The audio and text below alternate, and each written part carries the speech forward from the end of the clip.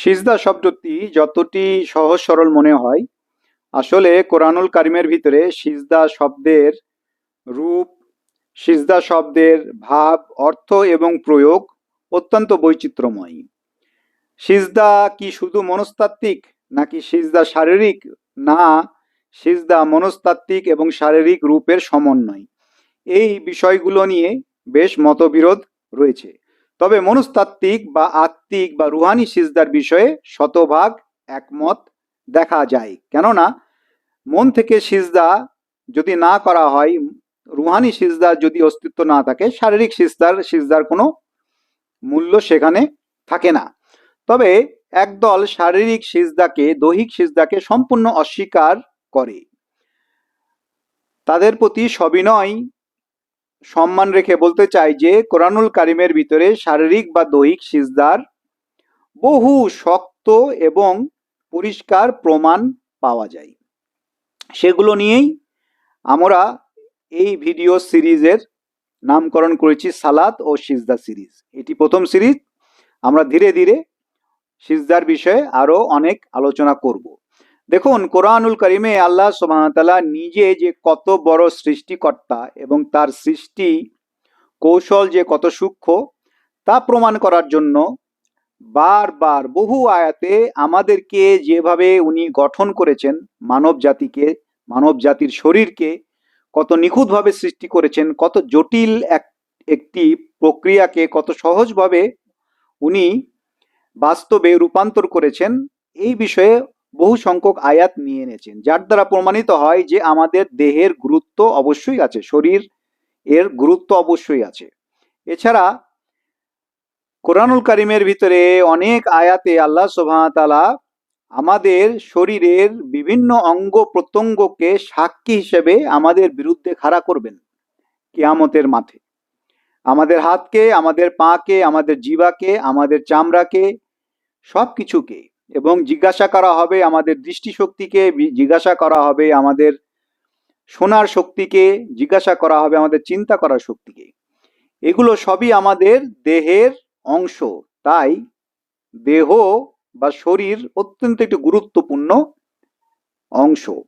আবার সূরা কিয়ামার ভিতরে যদি আমরা দেখি, আল্লাহ সুবহানাহু ওয়া তাআলা প্রতিশ্রুতি দিচ্ছেন যে আমাদের মৃত্যুর পরে আমাদের সমস্ত হাড় জোরকে একত্র করে নিখুঁতভাবে আমাদেরকে শুধু তুলাই হবে না, আমাদের বৃদ্ধাঙ্গুলির যে ছাপ আছে সেই বৃদ্ধাঙ্গুলির ছাপ সহ হুবহু আমাদেরকে শারীরিক গঠন দেওয়া হবে। কেননা শরীরের একটি গুরুত্বপূর্ণ ভূমিকা আছে। মূলত এই শরীর বা দেহটি হচ্ছে আমাদের যে জিসম, এটি হচ্ছে রূহ বা কলব বা সুদূর, যেটাই আমরা বলি না কেন, সেই আত্মিক যে বিষয়টা, যে আত্মাটা, সেটাকে ধারণ করে। তাই শরীর ছাড়া আত্মার কোনো দাম নেই, আত্মা ছাড়া শরীরের কোনো দাম নেই। এই হিসাবে আমরা দেখি যে শারীরিক সিজদার অবশ্যই গুরুত্ব আছে। আল্লাহ যেমন আমাদের মনের সিজদা বা আনুগত্যকে ডিমান্ড করেন, তেমনি আমাদের শরীর, যিনি সৃষ্টিকর্তা, যিনি আমাদের শরীরকে সৃষ্টি করেছেন, তার জন্য তাকে অবনত হয়ে তার কাছে স্বীকৃতি দেওয়া, তার আনুগত্য স্বীকার করা শরীর দিয়েও, এটিও তিনি ডিমান্ড করেন। তবে আমরা সিস্টেমেটিক ওয়েতে অল্প অল্প করে এই বিষয়টি দেখার চেষ্টা করব। আজকের আলোচনা শুধু একটি ছোট্ট শব্দ নিয়ে। আরবিতে এটি হলো খাররা। এই শব্দটি আমাদেরকে দিক নির্দেশনা দিবে যে সিজদা বা রুকু শারীরিক হওয়ার সম্ভাবনা কতখানি। খাররা এর আবিধানিক অর্থ উঁচু থেকে নিচে গমন করা বা ভূলুণ্ঠিত হওয়া, মাটিতে পড়ে যাওয়া ইত্যাদি সম অর্থ বহন করে, এরকম মানেগুলো। কোরআনুল কারিমের ভিতরে খুবই স্পষ্টভাবে এই খাররা শব্দ ব্যবহার করে আল্লাহ সুবহানাহু ওয়া তাআলা অনেক কয়েকটি আয়াত নিয়ে এনেছেন। আমরা স্ক্রিনে 4টি আয়াত দেখতে পাচ্ছি। অরেঞ্জ ব্লকে সূরা আরাফের একটি আয়াত নিয়ে এনেছি। যখন মুসা আলাইহিস সালাতু ওয়াস সালাম তুর পাহাড়ে গেলেন এবং সেখানে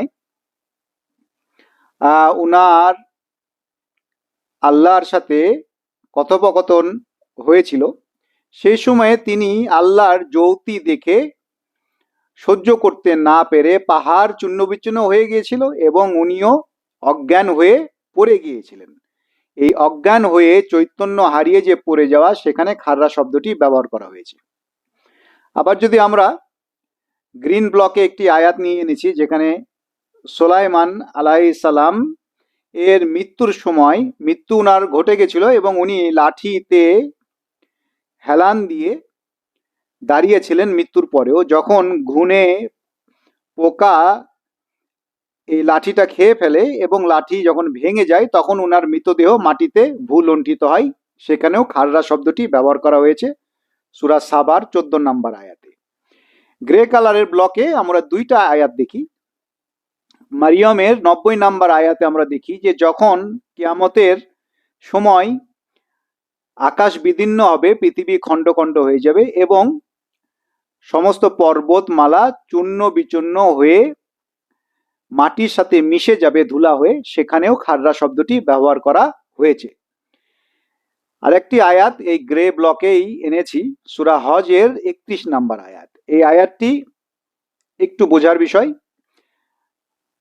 যে কেউ আল্লাহর সাথে শরিক করে, সে যেন আকাশ থেকে পড়ে গেল আর পাখি তাকে ছোঁ মেরে নিয়ে গেল।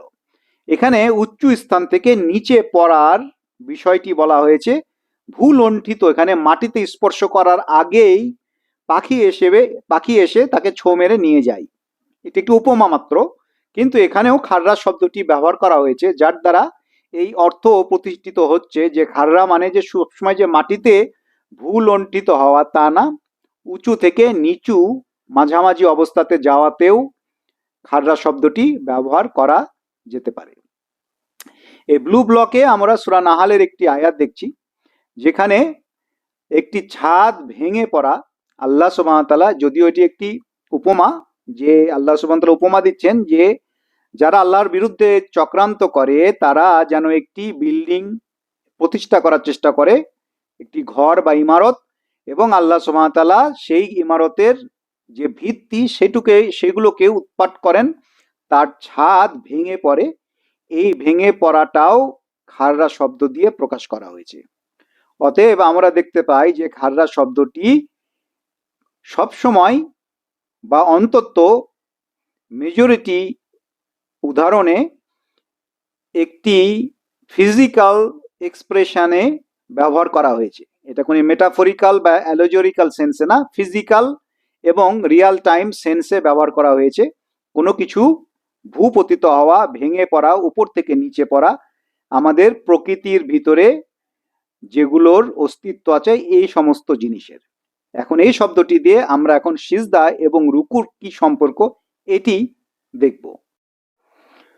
রুকু এবং সিজদা কেমন ভাবে আদায় করতে হয়, শরীরের কোন গতিবিধি বা লোকোমোশন দিয়ে সিজদা এবং রুকু করতে হয়, এইটি পরিষ্কার করার জন্য আল্লাহ সুবহানাহু ওয়া তাআলা খাররা শব্দটি রুকু এবং সিজদার সাথে সম্পৃক্ত করে বেশ কিছু আয়াত নাজিল করেছেন।